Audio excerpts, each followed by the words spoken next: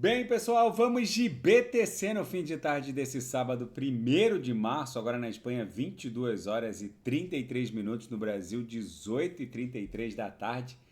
Gente, aqui no gráfico de 1 minuto, a BTC está desenhando um verdadeiro silêncio que precede um grande esporro. Quando o ativo fica desenhando essa reguinha, é porque vem uma mega explosão, provavelmente ascendente, porque a BTC não vai ficar muito tempo longe da banda de VWAP mensal. Ela vai primeiramente voltar a transitar para dentro da banda de VWAP mensal e depois, num segundo momento, vai buscar a própria VWAP anual, que está lá em 99 mil e pouquinho.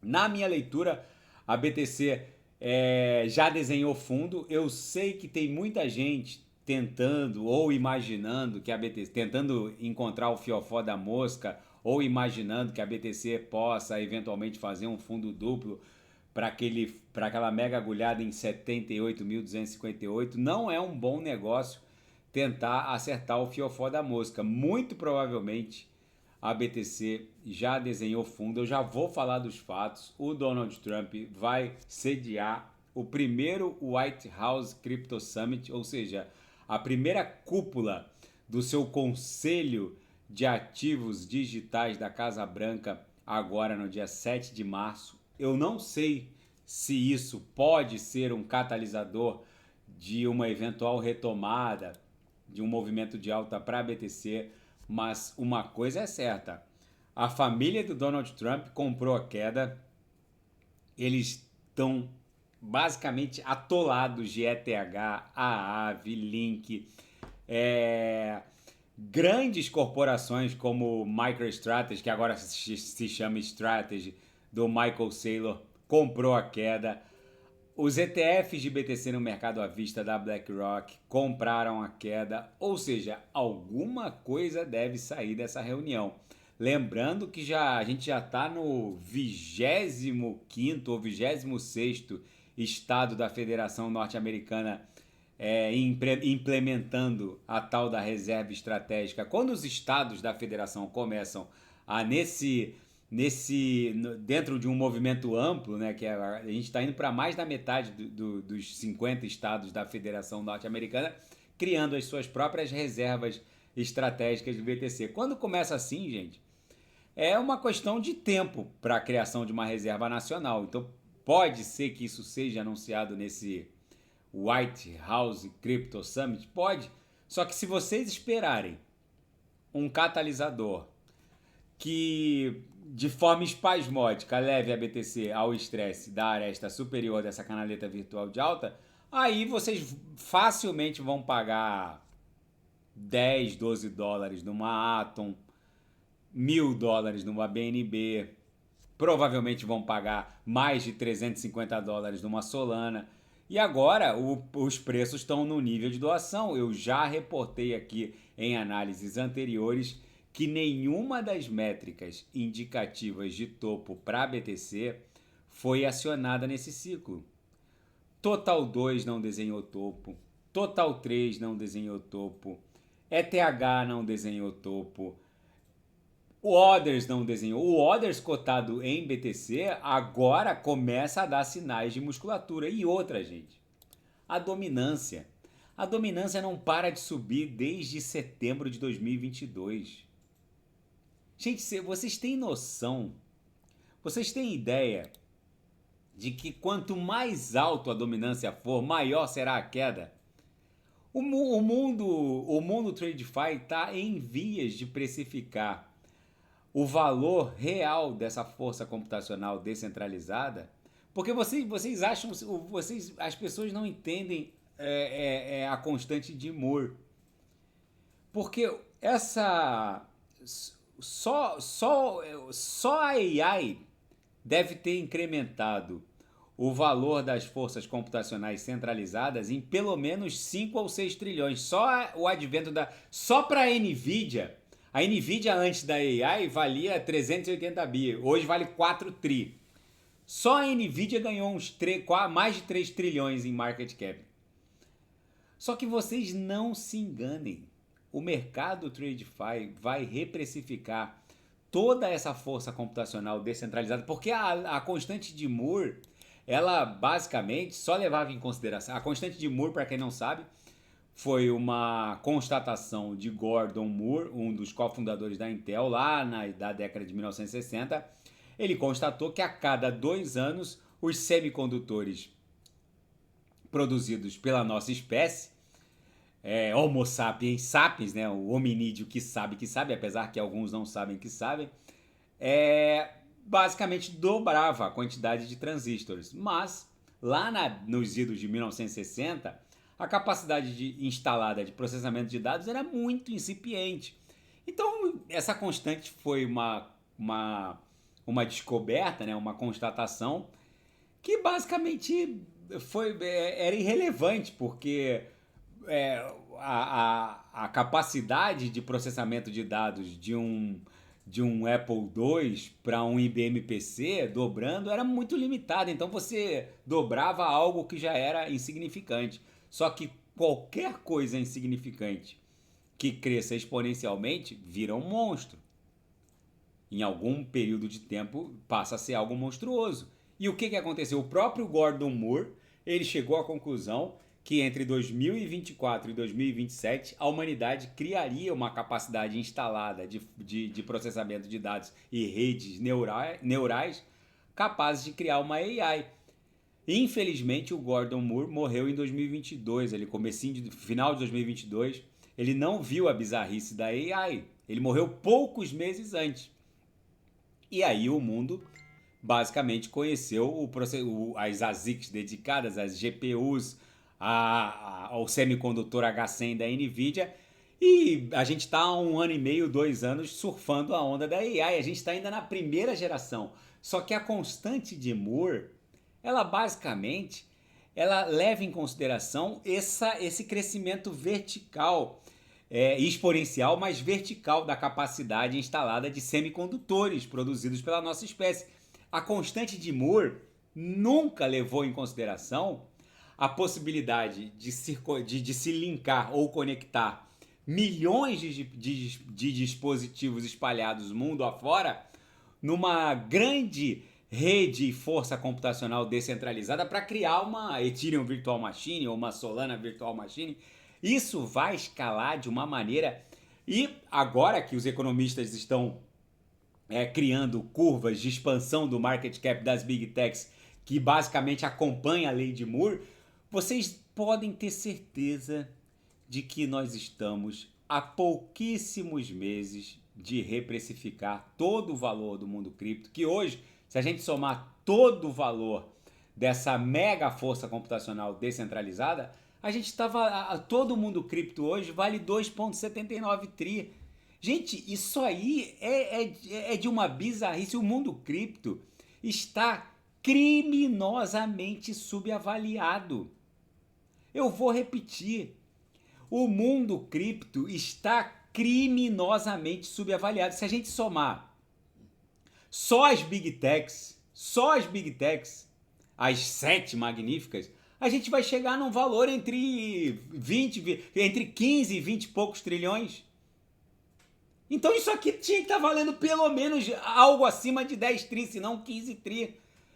Vocês precisam entender que se vocês ficarem seguindo ex-BBB, ex-mineral, subprotozoários, que ainda vão precisar de bilhões de anos para ter 2 neurônios, um dando curto-circuito com o outro, vocês serão alijados desse mercado. Vocês têm ideia de que em poucos meses a humanidade vai poder estar linkando um notebook rodando um semicondutor H100 da NVIDIA lá em Hong Kong, só que milhares de notebooks com semicondutores H100 da NVIDIA vão estar espalhados pelo mundo, criando uma força computacional completamente insuperável. Aí, um monte de subprotozoário e Cavaleiro do Apocalipse vai vir aqui pro canal, mas Renato, não dava para antever que uma solução de camada 1, como a Solana, iria linkar milhões ou milhares de dispositivos rodando um H100 da NVIDIA para criar uma força computacional maior que a OpenAI e o seu chat GPT ou o Grok da Tesla. Aí sabe o que vai acontecer? Aí, quando isso acontecer, e vai acontecer daqui a poucos meses, poucas semanas ou meses, o catalisador disso pode ser qualquer coisa. Aí sabe o que vai acontecer?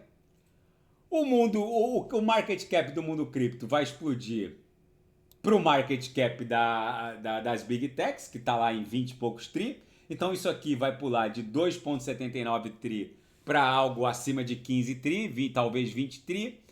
O Total 2 vai para talvez 12. Quanto é que está o Total 2 hoje? Vamos lá ver o Total 2. Vou botar aqui no gráfico semanal, só para a gente ter em perspectiva o que eu estou falando. O Total 2 hoje está em 1,08 tri. Aí, o Total 2 vai invariavelmente para algo próximo de 10 tri. Ó. Pode ficar entre 5, 6, 7, 8, 9 tri. Na minha leitura, qualquer coisa acima de 5, 6 tri já seria um bom ponto de desembarque para os subprotozoários. Mas é engraçado, esses Cavaleiros do Apocalipse, como eles são Zé Topinhos, eles só vão voltar para a Solana quando ela passar de 500. Porque Zé Topinho merece pagar 500 por uma Solana. Quanto é que tá a Solana agora? A Sol tá a 140. É porque não adianta, nem com uma britadeira tu consegue entrar na cabeça de um submineral. Aí, quando o mercado TradeFi entender a grandiosidade de uma Ethereum Virtual Machine, de uma Solana Virtual Machine, que vai conseguir conectar milhões porque o valor de uma rede o que empresta valor para uma rede é a base de usuários. Só que as pessoas elas têm uma incapacidade épica de ligar o queijo ao ratinho, no sentido de que a gente está em vias de conectar milhares de dispositivos com semicondutores H100, que vai deixar a super cloud lá do Elon Musk no chinelo. No chinelo! Vocês não estão entendendo a grandeza da revolução que está para se desdobrar. Aquela figura do Elon Musk atrás do Trump, toda vez que ele está lá no salão oval da Casa Branca, aquilo não é uma figura ornamental.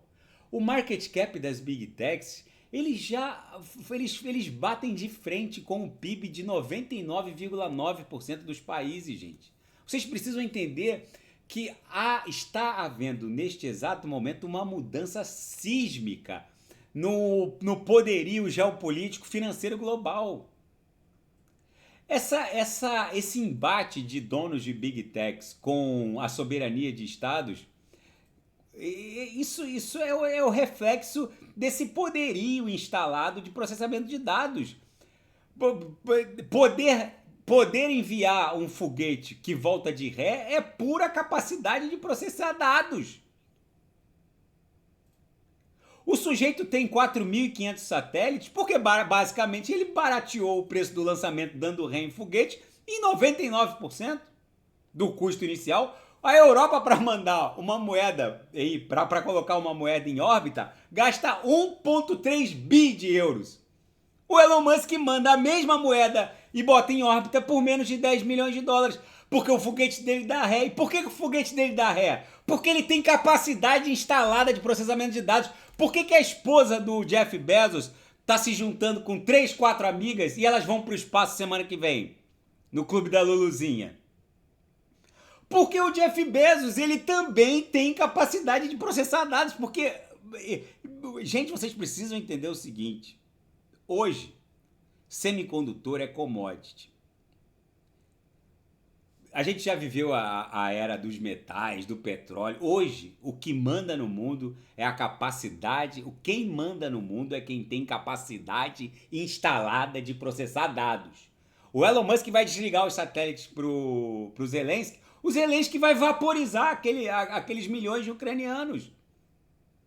É isso que o Trump estava tentando explicar para o Zelensky. Porque a conversa entre o Trump e o Zelensky estava indo muito bem. Até que o J.D. Vance resolveu intervir, porque o Zelensky estava se arvorando no sentido de que estava defendendo a soberania do território ucraniano, mas usando o dinheiro do americano. Uma coisa é se o Zelensky fosse para a Casa Branca defender a soberania do território e a soberania da Ucrânia com o dinheiro da Ucrânia. Mas o americano já mandou $500 bilhão para lá. Foi isso que iniciou o embate com o J.D. Vance, que depois o Trump acabou entrando na onda do J.D. Vance e os dois escorraçaram o Zelensky, que saiu expulso como um rato da Casa Branca. Agora, se o Zelensky, com o dinheiro dele, com o satélite dele, ele fosse lá bater no peito e dizer, não, a Ucrânia é soberana. Agora, defender a soberania da Ucrânia torrando o dinheiro dos outros, ele tinha que baixar a bolinha e, no mínimo, agradecer. Mas, enfim, ele levantou a voz e resolveu peitar o Trump, que basicamente já torrou mais de 500 bi com uma guerra alheia. Ou seja, ele basicamente... o Zelensky não estava entendendo a situação, no mínimo.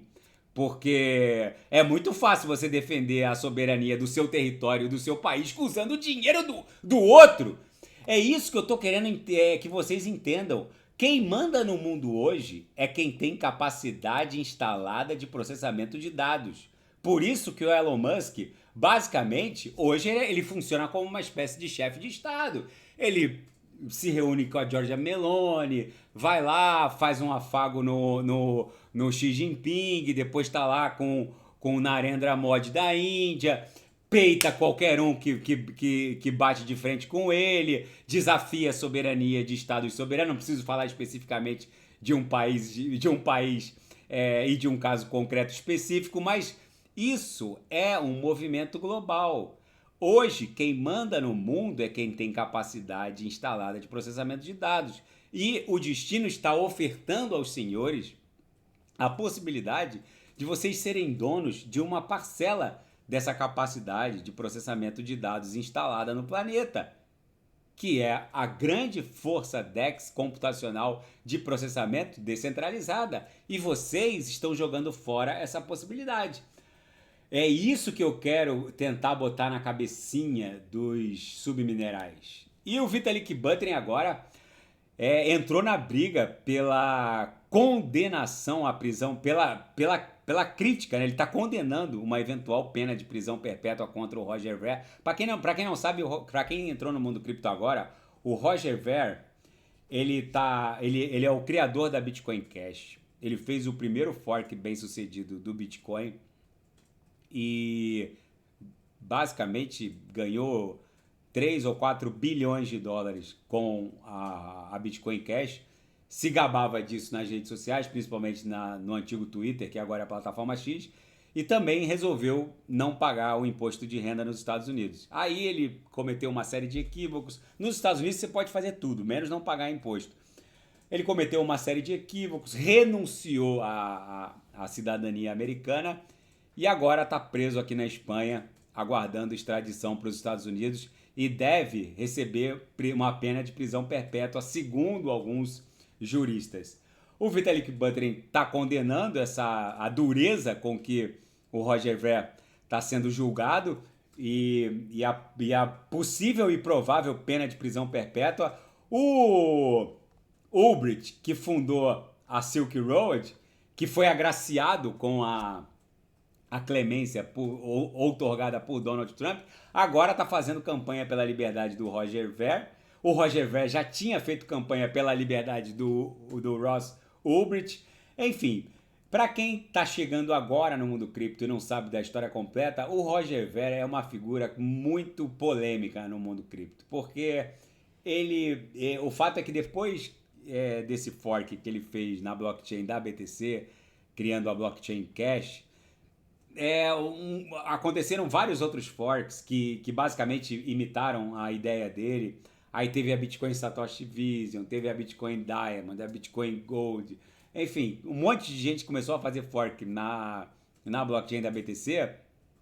E o Roger Ver, ele brigou com a metade da comunidade, defendendo que o único fork legítimo do Bitcoin era a Bitcoin Cash, se gabava de não ter pago os impostos em razão cujo fato gerador foi toda essa montanha de dinheiro que ele ganhou com esse fork.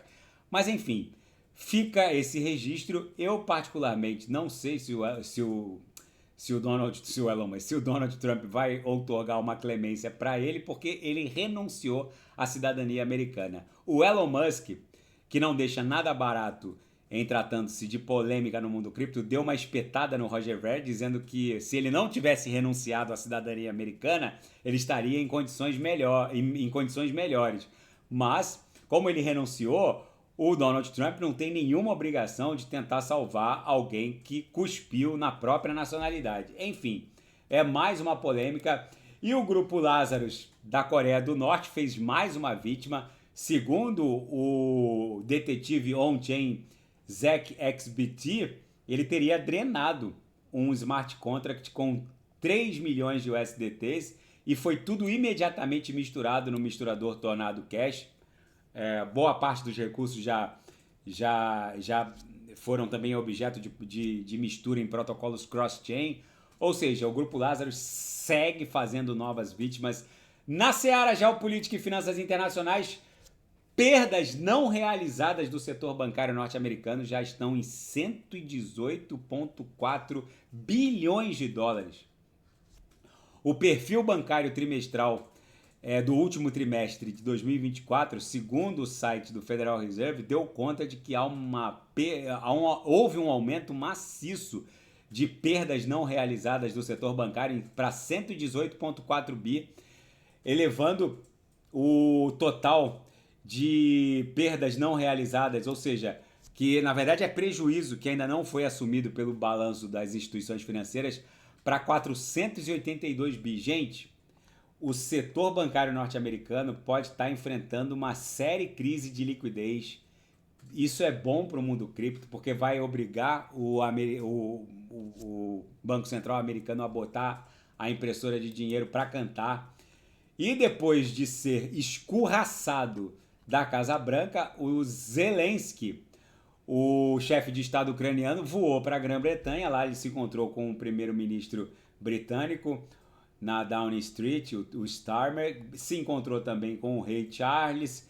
Enfim, o fato, gente, é que a Europa está fazendo as contas desse pesadelo que se transforma. Na verdade, a Europa está contabilizando o fim da OTAN. O que a gente viu ontem foi o fim da OTAN. Essa é que é a dura realidade. Ontem, esse alinhamento dos Estados Unidos com a Rússia e basicamente deixando a Ucrânia e a Europa a Deus dará,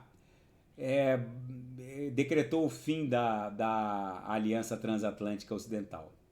A União Europeia agora está aprovando um pacote de urgência de 20 bilhões de euros. Gente, 20 bilhões de euros. Vocês têm ideia da piada que isso significa? O americano já mandou mais de meio trilhão, mais de 500 bilhões para a Ucrânia, e a Ucrânia continua perdendo território. O que a Ucrânia vai fazer com 20 bi? Isso aí dá o quê? Para 2, 3 semanas de guerra? Gente, se o Elon Musk já avisou que a Ucrânia tem horas ainda para ficar usando a rede de satélite da Starlink, do Elon Musk, e basicamente a Ucrânia tá Deus dará. A Europa, para colocar um satélite em órbita, a Europa gasta mais de 1 bilhão de euros. O Elon Musk faz a mesma coisa com menos de 10 milhões de dólares. Vocês têm ideia? É porque as pessoas elas olham as notícias, mas elas não têm a capacidade de fazer conta. Gente, uma única empresa americana, a Nvidia, vale mais do que toda a Bolsa de Frankfurt. Vale mais do que todo o principal índice acionário da Alemanha. Aliás, se a gente somar todo o market cap de todas as empresas do Ibovespa, por exemplo, eu acho que não dá nem $1 trilhão. Deve dar uns, sei lá, uns 800 bi. Para vocês terem ideia da miséria de qualquer país ou nação diante da brutalidade que é a economia americana. A Europa, ela basicamente, mandar 20 bi para a Ucrânia é como você tentar salvar a Petrobras mandando, se a Petrobras um dia estiver em maus lençóis, mandando, sei lá, R$1.000. Gente, vocês têm que dizer, as pessoas não têm ideia da grandiosidade dos números norte-americanos. Só a Nvidia vale mais do que toda a bolsa de Frankfurt. Se você somar todas as empresas que compõem o principal índice da bolsa de Frankfurt, a Nvidia vale mais.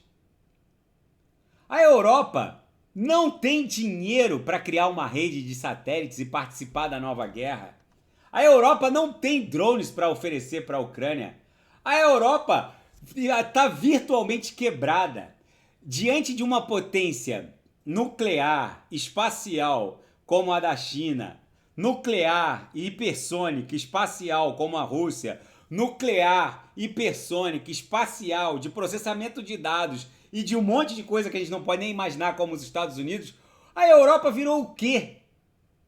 A Europa, ela vai ter que correr atrás para entrar numa festa onde basicamente ela está atrasada 3 ou 4 décadas. Ela terceirizou a sua defesa externa para os americanos desde o Plano Marshall e nunca mais se preocupou com isso. A Europa Ocidental, preocupada com a expansão do comunismo, do soviético, do regime soviético, resolveu criar um estado do bem-estar social para o seu povo, para que ele não se seduzisse pelos encantos do comunismo. E tá aí, ó, gastou toda a grana que tinha e que não tinha. Tudo bem, é muito bom você entrar aqui num hospital em Málaga. O hospital parece a recepção do Hilton ou do Ritz-Carlton lá em Dubai.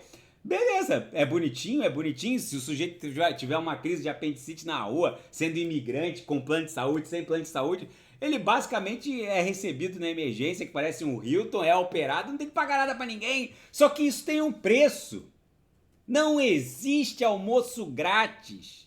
Isso tem um preço. Esse estado do bem-estar social, na verdade, deixou a Europa nessa situação.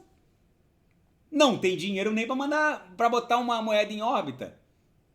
Só que o preço chegou. O preço chegou.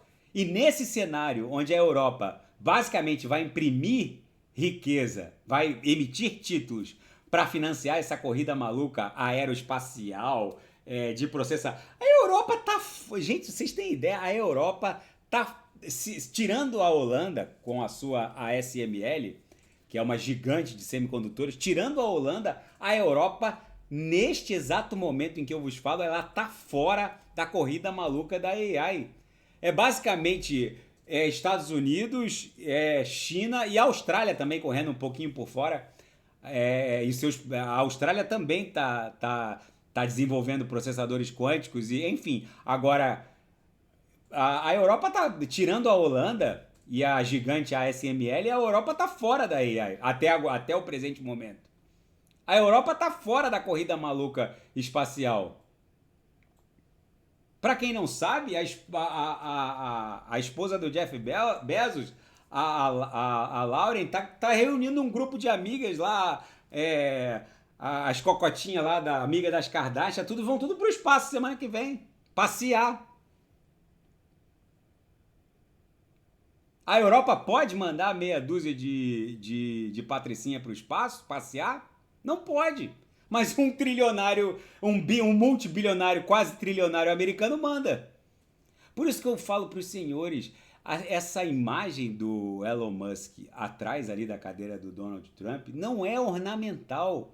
É a atual conformação geopolítica financeira global do mundo. E aí o destino oferece para os senhoritos a possibilidade... Porque hoje só manda no mundo hoje quem tem capacidade de processamento de dados instalada. Aí o mundo oferta aos senhoritos a possibilidade de ter uma cota a um preço ridículo de uma mega força computacional descentralizada e o sujeito joga fora. Gente, quem não sabe o que comprar é só clicar no link abaixo, Gemas Altcoin Alert. Ali eu selecionei as melhores altcoins que vão performar neste ciclo, subdivididas em 3 níveis de categoria: conservador, moderado, agressivo. Em cada nível eu subdivido nos melhores nichos setoriais que vão performar neste ciclo. Enquanto eu vos falo agora, a BlackRock está tokenizando o mercado obrigacionista norte-americano, que é o mercado mais líquido do mundo. Treasuries, bonds, T-bills, está tudo virando token ERC20 na rede ETH. Tá bom, pessoal? Se nada fugir do script, eu volto amanhã para analisar a própria BTC. Fiquem com Deus e quem quiser sugerir alguma análise é só colocar nas mensagens abaixo. Grande abraço, até amanhã, fiquem com Deus.